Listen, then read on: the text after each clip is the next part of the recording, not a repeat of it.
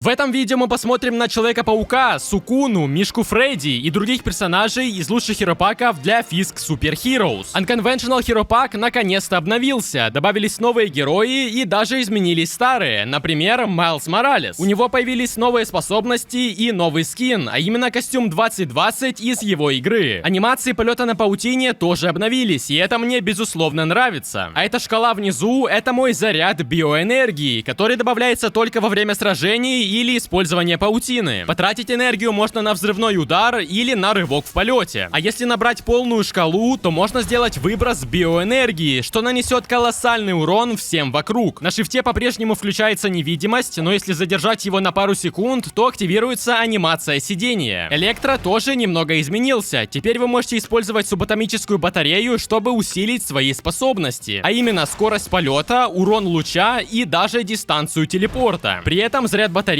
будет постепенно тратиться, и чтобы ее зарядить, надо отправиться в квантовое измерение, найти там вот такой красный блок и поставить в центр батарею. Но главное, не передержите, потому что это может вызвать создание черной дыры. А этот зеленый чел, который очень похож на Электро, это радиоактивный человек. Он вроде как не из Marvel и не из DC, а просто как бы выдуманный персонаж. Когда костюм активен, можно услышать счетчик Гейгера, что придает страшной атмосферы. Это чернобыльское создание может использовать радиационный луч, который, конечно же, отравляет, а также щит, который видно только когда его бьют. Пока я не использую способности, у меня заполняется шкала радиации. И чем больше будет заполнена, тем сильнее будет моя защита. А также это нужно для последней способности, которая называется выброс радиации. И думаю, вы уже понимаете, как это работает. Но если моя шкала радиации будет пустая, то это убьет не только всех вокруг, но и меня самого. Поэтому надо за ней следить. В этом паке есть много костюмов Бэтмена из разных фильмов и игр, но посмотрим мы на костюм из серии Аркхэм, потому что у него больше новых способностей. Во-первых, при использовании граплинг-гана у него есть анимация. Если что, в самом моде анимации нет, он просто поднимается, но вот так это смотрится намного эпичней. Помимо этого, в снаряжении у Бэтмена есть взрывной гель, который он использовал в игре, а если при беге нажать Shift, я сделаю подкат, и с помощью него даже можно проскользнуть в один блок. Включаю детективный режим, который позволяет собрать информацию о ближайших мобах и игроках. Вот я заспавнил рядом различных мобов, теперь нажимаю сканировать, и все они записались. И этот список я могу листать и видеть информацию об этом объекте. И если что-то из этого изменится, то это отобразится в списке. Последняя фишка Бэтмена — это возможность извлечь информацию из флешки. Флешка в моде вообще используется для крафта. Вы туда загружаете костюмы, а потом крафтите их на фабрикаторе. Но Бэтмен может хакнуть флешку, скопировать из нее костюмы и вставить уже в другую флешку. А на вторую кнопку можно полностью ее очистить. Тут есть и Робин из этой игры, и его отличает посох Бо, который можно использовать не только в виде оружия, но и как щит. Большинство из этих способностей также получил Deathstroke, но у него добавились две катаны, пистолет и различные виды гранат. Жаль, что это обновление вышло не летом, потому что следующий костюм идеально бы туда вписался. А, вы не видите его? Я говорю про костюм комара. У него всего 2 сердечка, но при этом бесконечный щит, который снимается только при быстром полете или укусе. А для того, чтобы сделать укус, надо подлететь к мобу и зажать левую и правую кнопку мыши, после чего цель получает урон и тошноту. Кстати, в аду комар становится сильнее и больше, не знаю почему, но комарам там самое место. У него даже есть скины, а именно стальной комар и комар Критл. А это желтый шершень, новый костюм в этом хиропаке и враг Человека-муравья из первого фильма. У него есть механические жала, которые позволяют ему летать и стрелять лучами. Но чтобы использовать ускоренный полет, надо уже уменьшиться. А это Дэдпул. Да, наверное, вы привыкли видеть его другим, но именно так он выглядел в фильме Люди Икс начала. Катаны ему не нужны, потому что он может достать 2 лезвия прямо из своих рук. Также он может телепортироваться с очень классным эффектом, где на секунду можно даже увидеть его скелет. Его последняя способность — это оптические лазеры, которые очень похожи на лазеры Циклопа, и поэтому для его крафта вам нужно установить хиропак Сабри, где как раз таки есть Циклоп. В этом паке можно собрать почти полную команду громовержцев. Начнем с Джона Уокера. В целом это тот же Капитан Америка, только с другим скином и пистолетом. Но у него есть одна интересная пасхалка. Если немного поломать щит, примерно сделать 100 ударов, то на нем можно будет увидеть кровь. Это, конечно же, отсылка на сериал «Сокол и Зимний солдат», где была такая сцена. Кстати, в последнем обновлении тут появились костюмы Зимнего солдата и Баки. Да, это как бы один персонаж, но они используют разное оружие, и у Зимнего солдата их целых 5. Есть небольшой нож, 2 автомата и 2 пистолета. А у его М4А1 есть 2 режима. дыма, обычная стрельба или подствольный гранатомет. Его вибраниумовую руку можно использовать как щит, и она блокирует не только удары, но и выстрелы. У Баки такая же рука, но немного другой автомат без гранатомета. Как вы уже поняли, в этом хиропаке много разных оружий. У Ника Фьюри, например, вообще нет способностей, но зато есть уникальный пистолет. А у Тигрицы вообще уникальный лук. Такое оружие есть только у нее. Свой хиропак я тоже обновил, добавил использование новых возможностей хиропаков, а также один новый костюм. И выбрал я белую Тигрицу. У нее также есть когти, которые позволяют бить сразу двумя руками, но новая способность работает так. Для начала нужно совершить двойной прыжок. Для этого нужно бежать на Ctrl, смотреть вверх и 2 раза нажать пробел. Теперь зажимаем кнопку C, время замедлилось, все еще держим Ctrl и бьем в сторону цели. И происходит вот такой рывок, в котором белая Тигрица как бы бьет когтями. С первого раза у вас вряд ли получится выполнить такую атаку, но если вы ее освоите, это позволит вам делать быстрые и сильные удары. Ну а скачать мой хиропак вы можете по ссылке в описании или прямо в игре в маркетплейсе хиропаков. А вот ПВТ это уже давно не просто хиропак на симбиотов, и в последнем обновлении тут появились костюмы из аниме, а именно Сукуна, сразу 2 его версии. Не знаю, с какого он аниме, возможно из Наруто, но это вообще не важно. Важно то, что у него просто офигенные способности. Он может запускать волну слэшей, которая наносит небольшой урон, но также можно сделать режущий удар, который уже сильнее. Накопление энергии позволяет усилить урон с руки, а для перемещения можно использовать телепорт, либо сделать сильный прыжок. Второй костюм это Рамен Сукуна, его усиленная версия с 4 руками, увеличенным уроном и новыми способностями. Например, задержав Shift, можно начать накопление силы, и потом совершить рассекающий удар на 57,5 урона. Это очень много. Кроме этого, в снаряжении у Сукуны есть 2 оружия. Первое это Хитен, который можно использовать для временного полета на вот таком вот порыве ветра. А Камутоки позволяет сделать огромный взрыв, который будет там, куда я смотрю. Не так давно был Хэллоуин, и прямо в этот день автор хиропака Scarlet Heroes выпустил новый пак по вселенной 7 ночей с Фредди. Добавляет он 4 главных аниматроника и 1 секретного, и у каждого из них есть какая-то особенность. Например, Фредди может проигрывать звук шкатулки, чтобы отвлечь жертву, наложив на нее слепоту и медлительность, а потом сделать скример,